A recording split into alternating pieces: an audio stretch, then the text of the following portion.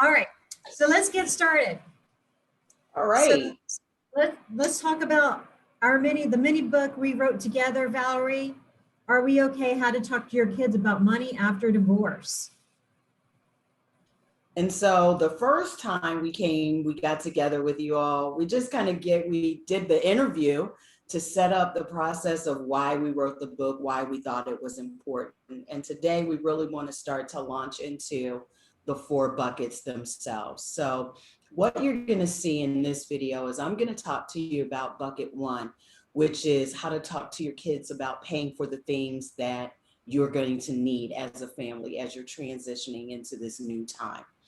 Deanna's going to talk about the next 2 buckets, bucket 2, which is savings, bucket 3, which is investments. And then I'll come back and share with you bucket 4, which is the fun part, spending, having some fun with this, creating an allowance. And so we may not be able to get through all 4 buckets today. We're going to focus in and look at sharing with you bucket 1 and bucket 2 today.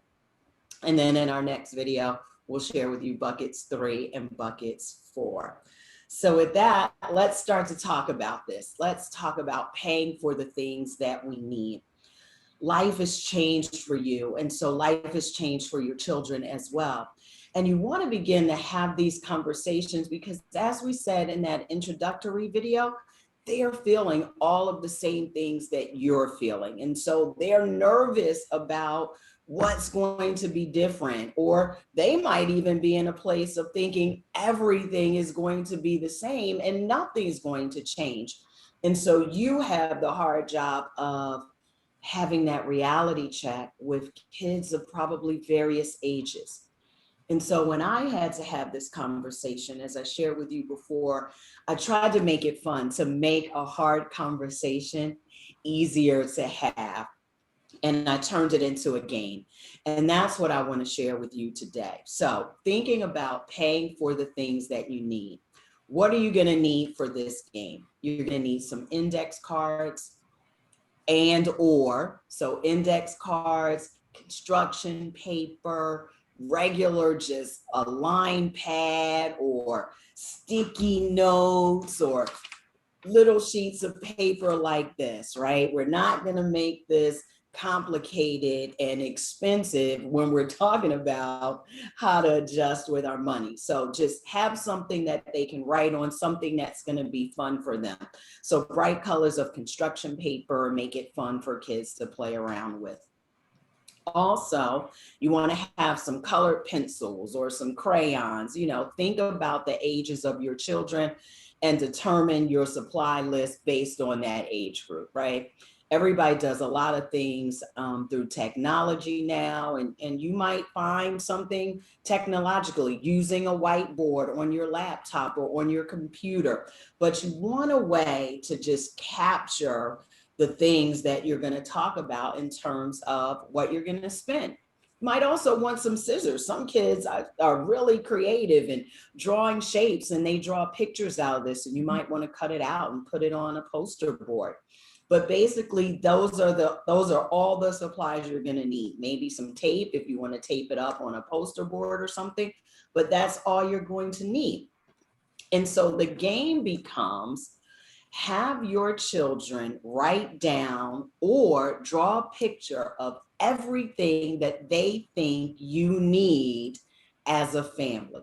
If they might draw a house. I remember my kids drew, their version of what a car would be. They drew a house, they drew food, they drew clothes. My son drew a video game, and we'll talk about spending on what we need and what we want later. But in his mind, right, he was 8 years old, he drew a video game, and my daughter drew a kitten, and just various things. Right now, we are not judging what's on their list. We are just creating the list and having fun doing it. So allow them to create the list. The second part of what you're going to do is now that evaluation of everything they either wrote on the list or drew their pictures of. And this is where the conversation comes in, and you could just simply ask the question, is this something that we need, or is this something that we want? And kids are much more astute than we give them credit for sometimes. They can separate the difference between I want the video game and I need the video game. And so the second half of the game is let's separate what we need from what we want. And then as they do that, we start to talk about and prioritize and put importance on the things that are in the need bucket. Your job as the parent after that is to just help them understand if there are some things that are missing from that bucket. So you know we need to spend money on the water that we take a shower with. They may not be thinking about that.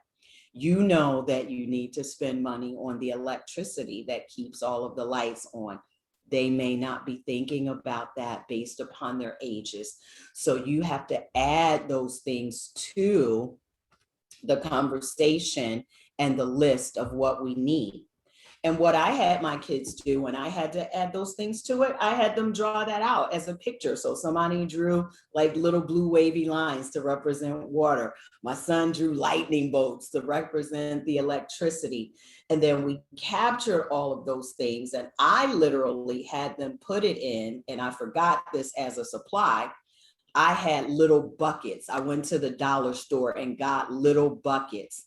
And I put on the front of the buckets needs and the 4 bucket labels. And so we took all of their pictures and their list and we put it in bucket number 1 because those were the important things. And that helped them understand that even though the money was changing, these things did not change. And I had to make sure that those things happened for them first before any of the other buckets could get filled.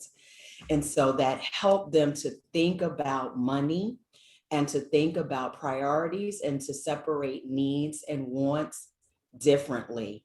And it made us have less conversations and arguments and tears when I had to say no to certain things, because I could go to bucket 1 and go, we got to do this first. I could dump it out. They could see everything they put in it and understand that we needed to do those things before we could do anything that happens in the other buckets. So I hope that helps. Again, because I left this out, let me do the supplies again. Some paper, some colored pencils or crayons, some scissors if you want to cut things out. Maybe just a big poster board if you want to post things on your poster board, and then you want to get like just from the dollar store, or if that's not even something you want to do, get something in your house. Maybe it's bowls. You can call them bowls. You can call them hats. You can call them whatever you want to call it, but something to put everything that you identify in each of these areas into that place. And so you can pull it out or reference it whenever you need to reinforce that conversation. So I hope that was helpful for you and that it's something that you will try to help you make and have the conversation around stuff we need to pay for an easier conversation with your children. So with that, I'm going to turn it over to Deanna so she can talk about bucket number 2, savings. Thanks, Valerie. That was very informative. And one thing I thought might be a good idea too, which my kids like to do, is perhaps look through magazines or pamphlets and cut out pictures too, which could be kind of fun with the scissors. And also perhaps writing down on the back of either the picture or the cutout what that could cost per month. And just kind of some kids that are maybe a little bit older could maybe understand a little bit better about the numbers, and or if they're little, maybe make it a lot simpler, but then you can help them with their math and kind of add it all up and say, okay, for our bucket 1, this is how much we're going to spend in the bucket 1. And so once you reach that amount for your bucket 1, then just imagine your bucket kind of overflowing a little bit. You have this extra water in your bucket or your extra money. What do you do with that? So that's why we're going to talk about bucket 2, which is savings. So after you fill up your bucket 1 with the things that you need to run your household and to be secure and safe Then we want to look at bucket 2, which is savings. And when I speak to clients, I always recommend that they have at least 3 to 6 months worth of living expenses in their savings account. When I say savings account, I just mean a good old fashioned savings account at the bank or the credit union. It doesn't have to be high interest earning, or it doesn't have to be an investment account or a mutual fund, just a good old fashioned savings account that's hooked to your checking account so that you can easily transfer money back and forth from one to the other. And the reason being you want it back and forth is at the beginning, when you're filling up your bucket 1, you'll have extra money to start spilling over or transferring over into your bucket 2, so that you can start saving 3 times or 6 times the amount that you are keeping in your bucket 1 every month. So for example, I'm going to use a really easy number. Let's say you need $1,000 in your bucket 1. Well, the goal for your bucket 2 would be 3 times or 6 times, 3 or 6 months times that. So it would be $3,000 to $6,000 that you want to have in a savings account in your bucket 2. And for the kids, this is when you have to kind of talk to them about what if. Like, what if, one of us had to go to the doctor and we needed money to pay for the doctor? Where are we going to get that from? Well, we don't necessarily have it in our bucket 1, so we're going to have to take it out of our bucket 2. Or what if mommy or daddy can't work, or we're not getting alimony or child support anymore? We're not getting this regular income that we're counting on from our bucket 1. Where are we going to get that from? Again, that's where bucket 2 comes in. So the bucket 2 is really like a what if bucket, and you're just looking at, different things that, it's life. Things happen in life unexpected. And so it's always better to be prepared than not to be prepared. And so that's where the bucket 2 comes in, which is savings. So you might want to have your kids perhaps write down, maybe a picture of a doctor, or maybe a picture of a broken down car. If your car breaks, you have to take it to the mechanic and get it fixed. And other things come up in life. And so you just want to maybe make it a habit, if you can, to even set it up automatically. That's the key to savings, is making it automatic. If you think about it, when you pay taxes, they take it out of your paycheck, right? Because it's automatic. Otherwise, who wants to get their paycheck, not pay taxes, and then when it's tax time, write this great old big check to the IRS? That's no fun at all. So with bucket 2, if you can make it automatic, and this is kind of a behind the scenes thing, and if depending on the age of your kid, you could explain this to them, and this is actually very good for them to understand as a concept for when they get older and start managing their own cash flow, is to make it automatic. So if you're going to save, let's say $100 a month to start off with, then you just have it go on one day of the month and you transfer it over to the savings account. And when you don't see it, you don't spend it. So as soon as you can get it out of that checking account, it's kind of safe in that savings account. So again, making it automatic makes it a lot easier to get that bucket 2 filled. And what's great about it too is that it's flexible. It's not set in stone. So if you start off with $100 a month and put it into your bucket 2, then maybe the next month you can actually save $200 a month. So you can change it to $200 a month or $300 a month, and just gradually increase it and kind of see where your comfort zone is, but also have a realistic expectation of time of how long it's going to take you to fill your bucket 2 with 3 to 6 months worth of your bucket 1 expenses. And so that's basically how the bucket 2 works. So once you're at that 3,000 to 6,000 in my example, with 3 to 6 months, then you can start looking at bucket 3. So awesome, Deanna, but also think about this, right? This works. What Deanna was sharing works, even if you have to start your savings with $20 a week or $50 a week. Just help your kids understand that you've got to carve some of it off for the other things. Remember, when we did game number 1, we had some things we wanted. So those things that we wanted can now be a part of bucket 2.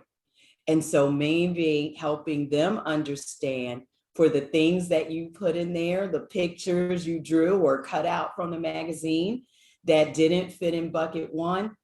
Bucket two could be a place where we start to save for those things that'll end up happening down the road in bucket number four. So making that connection for them on a small level. You have your bucket two, they have their bucket two. And the things that didn't make it in bucket one, this is where they start to accumulate so that they can get the things that they want. And that's a great point, Valerie, because you can have more than one bucket. You can have more bucket twos. You don't have to have only one bucket two.